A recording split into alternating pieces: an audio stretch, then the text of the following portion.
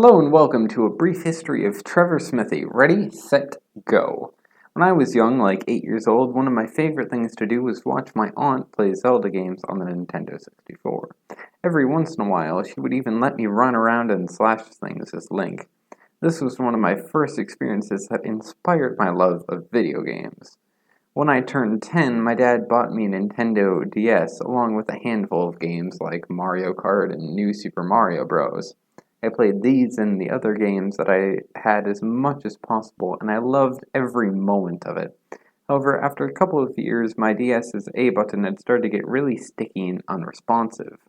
Since the new 3DS had recently been released, my dad agreed to trade in my DS and upgrade for my 12th birthday. With this, I got Legend of Zelda Ocarina of Time. Now, sure, I enjoyed Ocarina of Time a lot, but it always seemed really hard to find everything, and after a while I gave up on trying to find everything myself and started looking for YouTube tutorials. However, for my 13th birthday, I was able to get The Legend of Zelda Majora's Mask. I loved Majora's Mask. It was shorter and smaller than Ocarina of Time, and I also loved the 3-day loop concept. It was also significantly easier to 100%, and as such, it was the first game that I ever truly beat completely. So, when I went online after beating it to look to see others who beat it, I was somewhat surprised to find a decent lack of Majora's Mask 3D content. Little did I know that I would need a capture card to get good footage.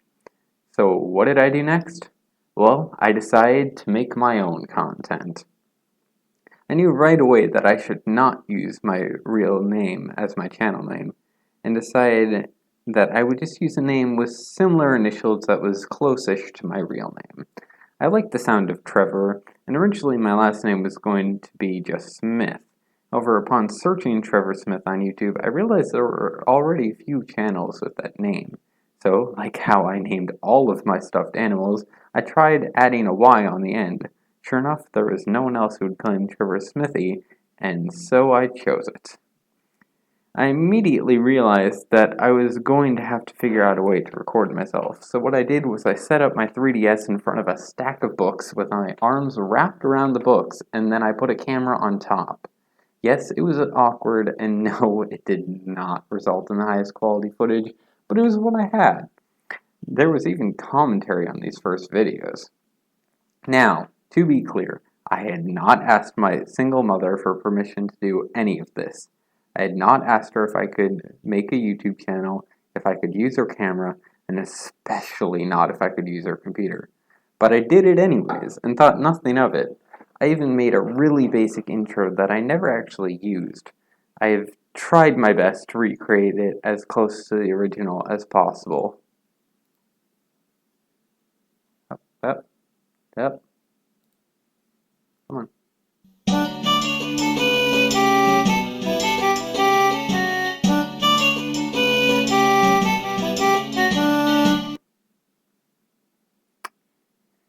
However, once my mom found the camera's SD card in the computer and asked me about it, the little 13-year-old me just confessed and told her everything.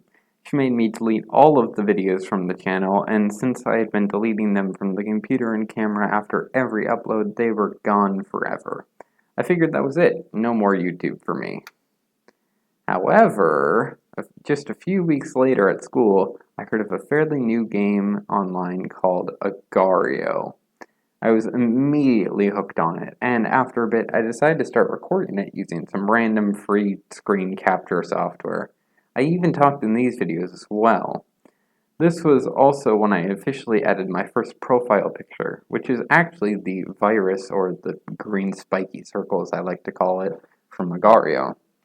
However, once again, I got caught using my mom's computer without permission. This time she was more harsh about it. I had to delete my YouTube account. However, I did keep the email address that I used to make the channel. A few months later, on October 4th, 2015, I remade Trevor Smithy. I started recording again, this time without commentary, and was getting a decent amount of views and a handful of subscribers. I vowed not to get caught again, but alas, I was doomed from the beginning. Once again, my mother caught me and she told me to delete the channel. However, I was prepared this time, and I had learned how you could temporarily hide a YouTube channel. While I was unable to avoid deleting the videos, when it came time to delete the channel, my mother had gone to the kitchen to do something. I don't remember. Anyways, that was my time, so I'd quickly selected the hide option, and when she searched for it and came up with nothing, she assumed it was gone for good this time. But it wasn't. My last video that I ever recorded on her computer before I cleared everything off after that was the discussion video, which is my oldest uploaded video I still have on my channel. In it, I predicted that videos wouldn't be uploaded again until the summer of 2020, when presumably I would have my own computer and would be able to do it on my own. Thankfully, I didn't have to wait that long. When I went to visit my dad in the summer, I met Junior, a kid of one of his friends. Now, Junior was really fun to hang out with, but what's most relevant to this story is that he had a YouTube channel, Shipwrecked, which he had just made a few months prior, and was looking for help on how to record and upload stuff. As thanks for me helping him set up the recording software, he let me borrow his computer to record a video, gameplay number 1, Mothership, You Can Be the Mothership, which I also edited and re-uploaded later that day with music. On August 13th, 2016, I was looking for my old videos, which I hadn't deleted from my mom's computer, and I actually managed to find 4, which was uploaded that day as Agario Gameplay 1, 2, 3, and 4, despite none of them actually being on Agario. I also recorded and uploaded a second part to Diep.io gameplay before finally deleting everything from her computer. Once school started, I realized that, if done correctly, I could record and upload videos from a school computer. This resulted in 5 new videos: Pinturio 2, Mope.io Part 1, Mumu.io Part 1, Happy Wheels Gameplay Part 1, and Mumu.io Part 2. I also uploaded my first song to YouTube, which is another story for a different video. Over the summer, however, once again, I was unable to upload new content. When school started again, I wasn't really interested in IO games anymore, and so I just stopped making videos.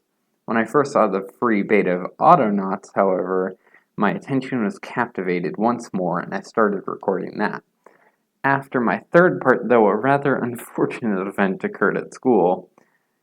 The school had found that some computers had unrecognized programs downloaded to them, and as such, the computers were reset back to their default programs.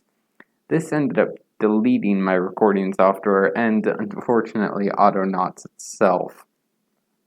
The loss of my save file discouraged me to the point where I simply decided to give up on YouTube for the time being. The only video I uploaded the next year was an updated version of my first song. After that, I figured I was done with YouTube and unlisted all but my discussion video and Autonauts videos. For Christmas of 2018, I did end up getting my own laptop, but at least for now, I still wasn't interested in making YouTube content.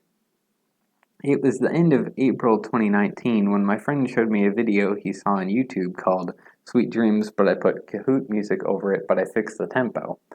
I thought it sounded pretty cool, but when he showed me that a chain of videos where each new video adds something new was forming, I was hooked. I decided to try to make my own, and so with Audacity at my side, the music editing program, I made and posted Sweet Dreams, but I put Kahoot music over it, but I fixed the tempo, but I added Joker's Gun, but I added the Tainted Love Clap, but I added the Crab Rave Shaker, but I added the Me Channel theme. After this, I considered trying to make new content, but ended up passing on the idea. My channel sat untouched for nearly a year. Thankfully, I was able to find this screenshot from the Wayback Machine from June 30th, 2019. However, once 2020 rolled around, I began to become interested in speedrunning.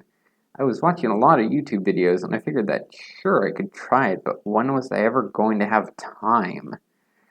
And then COVID-19 hit in March, and everything was shut down. Me and my friends had been in isolation for weeks, and we decided to give speedrunning Minecraft, a game that we'd been playing together off and on ever since the beginning of 2019, a try. The first run went up on April 9th, with another attempt on the 10th. Originally, we planned to run daily until we beat the game, but the 11th didn't work for the others. It was then, on April 11th, 2020, that I completed my first ever run of Minecraft legitimately, which was also my first ever completed speedrun, taking 3 hours, 13 minutes, and 32 seconds. The next day, we also finally beat the game together with a time of 1 hour, 41 minutes, and 38 seconds. But unfortunately, our third place was immediately destroyed by the brand new 1.16 beta strategy. Following the speedrun attempts, I tried to make a Let's Play in an old-style Minecraft world, but a bug that made it nearly impossible to get out of the water became so frustrating that I decided to retire the world until the bug was fixed. And then all my worlds got deleted when I messed up the update to 1.16. So, yeah, that's not coming back. Next, I tried to make Warzone, a game which I had been, and still am, playing for quite a while now, into a speedrunning game. However, speedrun didn't think that would work, and so that was shot down. Once June rolled around, I started looking for another game to speedrun.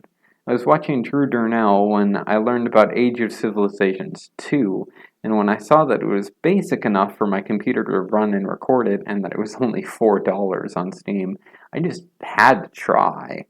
I decided that I would try one last live stream attempt at Minecraft speedrunning before switching over to Age of Civilizations 2.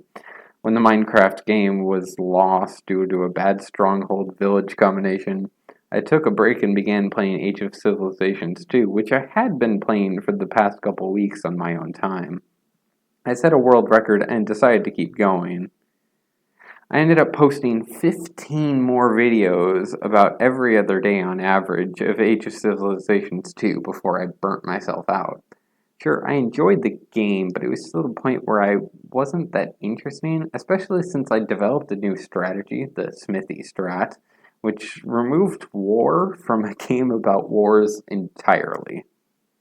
After a couple of weeks of break and some discussion with friends, I decided to begin recording Undertale, specifically the Genocide route, since I had already completed Pacifist and True Pacifist on my own time. After 19 videos of that, I looked into potential other games. I also just randomly dropped my Treaty of Paris, which won video. After that, I decided that a playthrough of Deltarune was in order, especially since it was free. And now we're to the present day, where I've completed Deltarune Chapter 1, surprisingly early, I might add. After this video, I plan on doing a video series where I go back and play these games again, except for Majora's Mask, unfortunately. And I'm also going to be not doing Undertale and Deltarune, of course. And then we'll see what I come up with after that. Thank you for watching, and as always, WAH-BAAM!